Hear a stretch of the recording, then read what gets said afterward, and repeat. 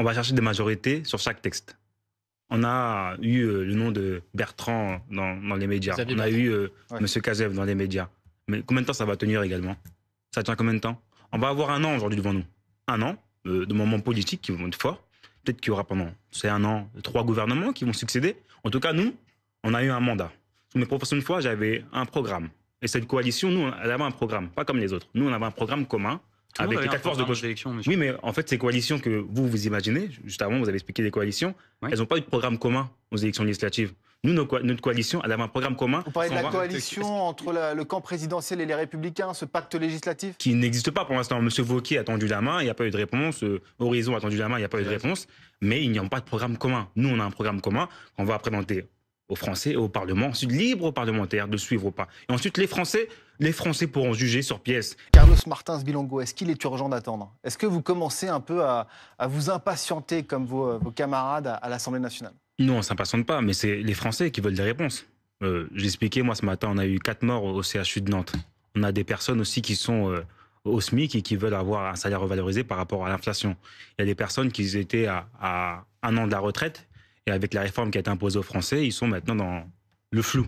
Ils ont été votés le 30 juin. Ils ont été votés aussi le 7 juillet pour l'abrogation de la réforme des retraites. Ils attendent aujourd'hui un gouvernement qui puisse proposer des textes à l'Assemblée nationale, peut-être sans avoir de majorité absolue, mais du moins même pas proposer les textes, même pas relatifs, mais proposer les textes à l'Assemblée nationale. Ensuite, libre choix aux parlementaires d'avoir le courage de le voter ou non. Moi, j'interroge les parlementaires français au Parlement aujourd'hui qui sont prêts ou pas à dire non à la retraite à 64 ans. Mais je pense qu'avec aussi la mobilisation populaire qui va accompagner aussi nos projets de loi qui vont être au Parlement, les parlementaires vont y réfléchir à 2 fois, soit des macronistes ou des républicains. Mais justement, dans ce contexte, il n'y a pas de majorité absolue, on a 3 blocs. Est-ce qu'il ne faut pas justement prendre son temps, attendre, ne pas se précipiter pour nommer un Premier ministre qui se ferait renverser au bout de quelques jours? Je veux dire, Lucie Castet, ça durerait quelques jours. On le sait à peu près tous autour de cette table. Nous, on va chercher des majorités sur chaque texte. On a eu le nom de Bertrand dans les médias. On a eu M. Kazev dans les médias. Mais combien de temps ça va tenir également? Ça tient combien de temps? On va avoir un an aujourd'hui devant nous. Un an de moments politiques qui vont être forts. Peut-être qu'il y aura pendant ces un an 3 gouvernements qui vont succéder. En tout cas, nous, on a eu un mandat. Sous mes professions de foi, j'avais un programme. Et cette coalition, nous, elle avait un programme, pas comme les autres. Nous, on avait un programme commun avec les 4 forces de gauche. Oui, mais en fait, ces coalitions que vous imaginez, juste avant, vous avez expliqué des coalitions, elles n'ont pas eu de programme commun aux élections législatives. Nous, notre coalition, elle avait un programme commun. Vous parlez de la coalition entre le camp présidentiel et les Républicains, ce pacte législatif? Qui n'existe pas pour l'instant. M. Wauquiez a tendu la main, il n'y a pas eu de réponse. Horizon a tendu la main, il n'y a pas eu de réponse. Mais il n'y a pas de programme commun. Nous, on a un programme commun qu'on va présenter aux Français et au Parlement. Ensuite, libre aux parlementaires de suivre ou pas. Et ensuite, les Français pourront juger sur pièce. Et les Français seront encore appelés aux urnes, peut-être en 2025, pour une future dissolution. Mais monsieur, ils n'auront pas le temps, en fait, de juger sur pièce. Parce que ce que vous appelez à faire, en fait, c'est-à-dire d'appeler les parlementaires à voter et trouver des majorités texte par texte, vous n'en aurez pas le temps. Pourquoi? Parce qu'en nommant, si Emmanuel Macron, par un mystère, nommait Lucie Castet à Matignon... Par un mystère, c'est possible. Non, mais c'est ce qu'il voulait. C'est la coalition majoritaire. Vous êtes d'accord que c'est une option qu'il a balayée, donc ça serait mystérieux qu'il la nomme. Nous connaissons M. Macron, il revient souvent sur les choses. Imaginons qu'il nomme Lucie Castet à Matignon. Elle n'aura pas le temps de voir une réforme discutée à l'Assemblée nationale et discuter une majorité pour que cette réforme soit... Puisque au bout de 48 heures, vous avez l'ensemble des forces politiques présentes dans l'hémicycle qui vont se coaliser et qui vont voter une motion de censure et qui vont faire chuter le gouvernement de Lucie Castet. Il y a bien sûr... J'en suis pas persuadé. Ah ben c'est arithmétique si vous voulez. C'est la droite et le camp présidentiel en fait qui disent que s'il y a un insoumis ou plusieurs insoumis dans un gouvernement de gauche hypothétique, eh bien là ils voteront une motion de censure. Est-ce que vous, Monsieur Bilongo, vous êtes prêt à sacrifier les insoumis justement pour faire appliquer votre programme dans la durée et avoir quelque chose de stable? Je pense que c'est ce que vos électeurs demandent, que vous restiez le plus longtemps possible au pouvoir. Nous, on crée une majorité pour gouverner au Parlement, et si nous sommes amenés à être dans l'exécutif, nous irons dans l'exécutif. Maintenant, si les parlementaires... Quitte à tomber au bout de 3 semaines. Moi, le vrai sujet, c'est le pouvoir d'achat pour les Français. Si maintenant, des acteurs politiques français veulent jouer au jeu de dire pas un insoumis au gouvernement, sinon on fait tomber le gouvernement, alors que les Français les attendent sur des vrais sujets. Moi, parler non du programme, parlons du quotidien des gens. Je ne sais pas, moi. Est-ce qu'on parle du quotidien? 4 personnes sont mortes au CHU de Nantes. On se réveille, service public, il y a un vrai souci. l'indexation aussi des salaires par rapport aux fonctionnaires. On en parle, on n'en parle pas. Bon, il y a un vrai sujet. Alexandre, justement, Nikolic. On en oublierait presque, c'est la gauche quand même, sous François Hollande, qui a mené le plan d'austérité sur l'hôpital. Et ce que vous évoquez, c'est la conséquence de ce plan d'austérité d'1 milliard d'euros. Qui était à Bercy au moment d'Hollande? Comment? Au mandat d'Hollande, qui était à Bercy? Honnêtement, je ne sais plus, mais c'était la gauche, c'était une coalition de gauche qui dirigeait le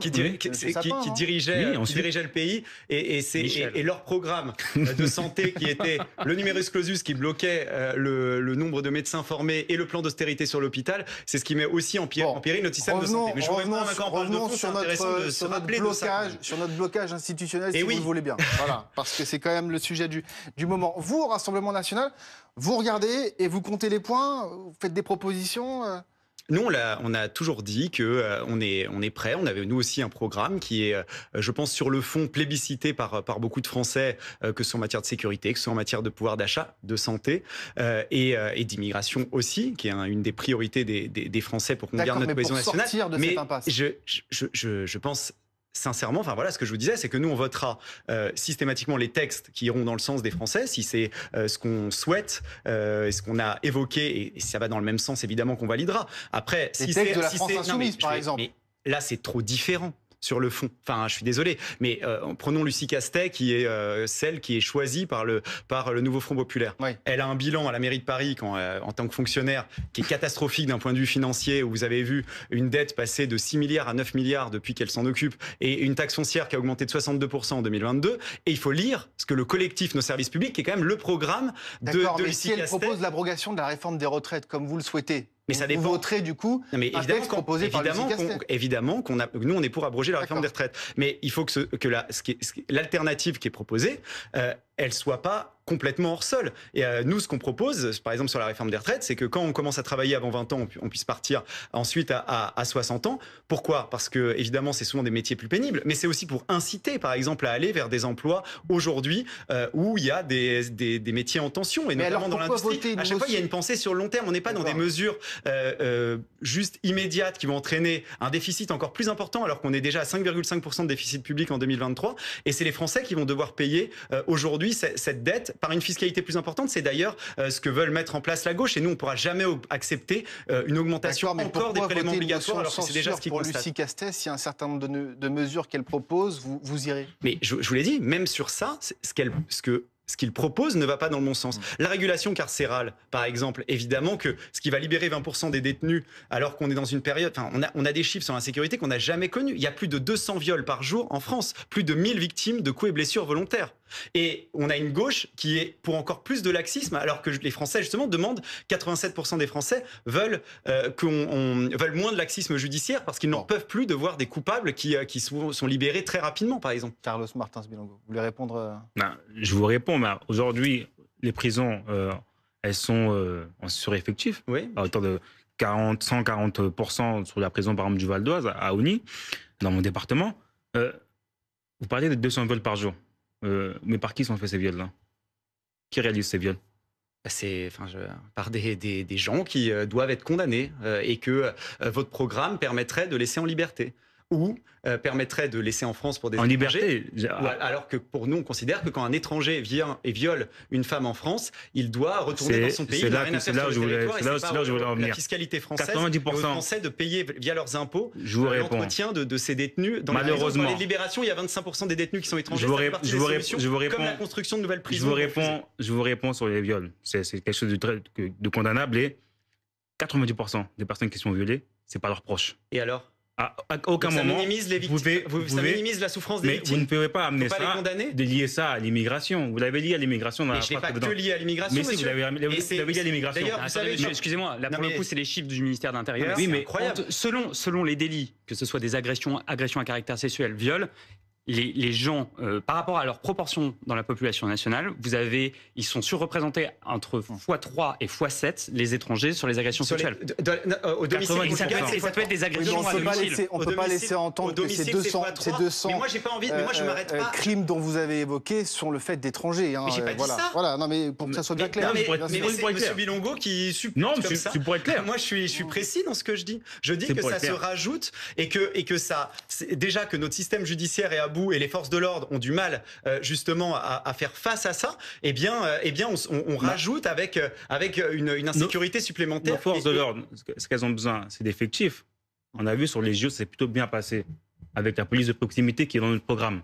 Nous, on prône pour une police de proximité. Comme le désarmement de la police aussi. Une police de proximité qui soit envoyer des policiers dans les quartiers face aux gens qui ont des kalachnikovs, monsieur. Ça a fonctionné. C'est vrai que sur la question des policiers, vous avez souvent été critiqué sur le désarmement de la police, sur ces questions-là. Ce n'est pas forcément, ça ne rassure pas forcément les Français. Vous le concédez. Mais on demande plus d'effectifs de police. On est d'accord là-dessus. Ensuite, quand on parle des désarmement de la police, on parlait de la BAC. C'est juste pour une police de proximité, on n'a pas besoin d'être armé.